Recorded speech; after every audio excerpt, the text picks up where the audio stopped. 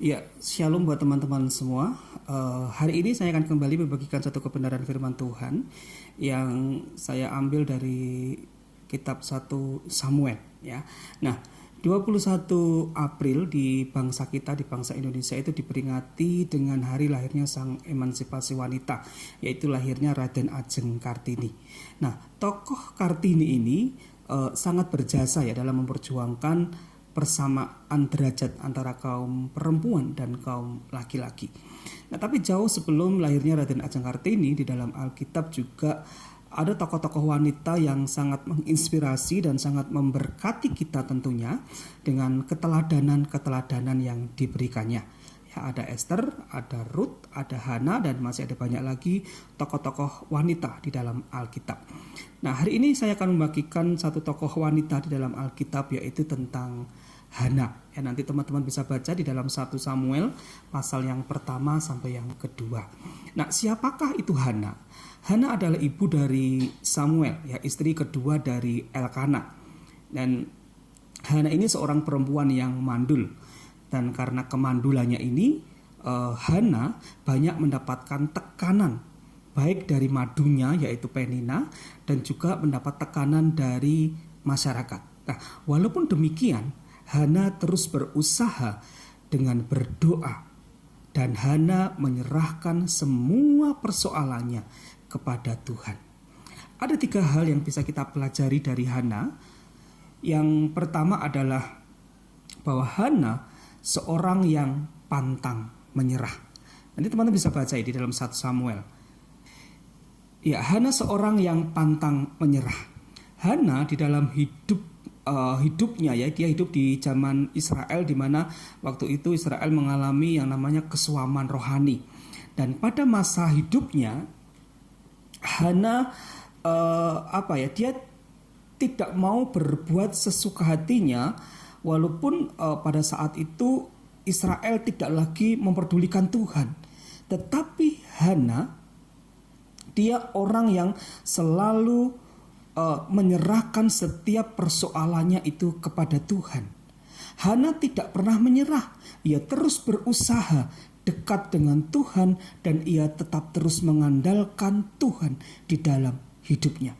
Nah, sekalipun mungkin Tuhan izinkan kita mengalami masalah, kita mengalami tekanan, baik itu masalah di dalam pekerjaan, di dalam studi kita, di dalam pelayanan kita, atau apapun itu, ingat, jangan pernah menyerah. Tetap berdoa dan andalkan Tuhan. Ya, tetap setia sampai Tuhan menyatakan pertolongannya kepada kita. Nah, yang kedua yang boleh kita belajar dari Hana adalah bahwa Hana selalu mengingat akan Allah. Nah, apa yang dilakukan oleh Hana ketika dia menghadapi masalah di dalam hidupnya? Hana datang dan berdoa kepada Allah, dan Hana mencurahkan isi hatinya hanya kepada Tuhan. Itu yang dilakukan oleh Hana ketika dia menghadapi masalah di dalam hidupnya. Jadi Hana ini selalu mengingat akan Tuhan. Hana selalu ingat akan Allah. Nah, kalau kita mungkin ketika ada datang masalah, kita curhat kepada teman kita konseling, kita konsultasi kepada teman, terkadang teman tidak bisa memberikan solusi, tetapi justru memperkeruh masalah yang kita hadapi.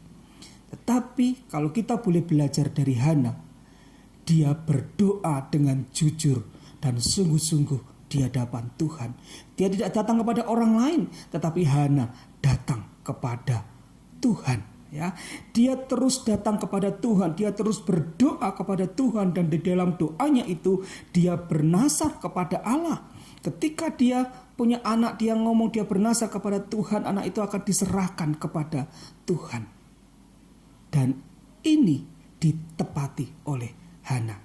Nah, meskipun kadangkala doa kita itu tidak langsung dijawab oleh Tuhan, atau mungkin Tuhan menjawab tidak seperti itu. Tetapi hendaknya sukacita dan rasa bahagia itu harus selalu ada di dalam kehidupan kita. Ya, terus mengingat akan Allah di dalam setiap kehidupan kita. Apapun yang terjadi dalam hidup kita. Mungkin saat ini Indonesia sedang, bahkan tidak hanya Indonesia, dunia dilanda yang namanya virus corona, apapun yang terjadi, kita harus tetap mengingat akan Tuhan. Nah, yang ketiga yang boleh kita pelajari dari Hana adalah Hana bukan hanya berani meminta, tetapi juga berani memberi yang terbaik untuk Tuhan.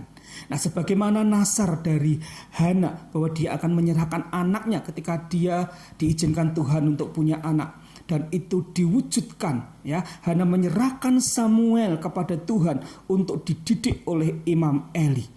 Dan kisah ini mengajarkan kepada kita untuk tidak hanya berani meminta, tetapi berani memberikan yang terbaik untuk Tuhan kita. Nah, kita harus belajar untuk memberikan hal yang paling berharga yang kita miliki. Kita belajar untuk memberikannya kepada Tuhan, sebagaimana Hana memberikan Samuel kepada Tuhan. Samuel adalah anak yang dinanti-nantikan oleh Hana, tetapi karena dia sudah bernasar kepada Tuhan, dia mau menyerahkan dan memberikan Samuel kepada Tuhan untuk dididik oleh Imam Eli. Dan tetapi kalau kita boleh melihat kembali, ketika Hana memberikan Samuel kepada Tuhan, dididik oleh Imam Eli, berkat yang diberikan Tuhan kepada Hana luar biasa. Yang dulunya Hana dikatakan mandul, tapi Hana kemudian melahirkan 3 orang anak laki-laki dan 2 orang anak perempuan. Teman-teman, keteladanan dari Hana, ya, dia tidak mudah menyerah meski orang lain sudah menyerah. Dia selalu mengingat akan Allah dikala ada masalah ataupun tidak ada masalah, dan Hana berani memberi yang terbaik untuk Tuhan. Terima kasih, dan Tuhan Yesus memberkati. Shalom.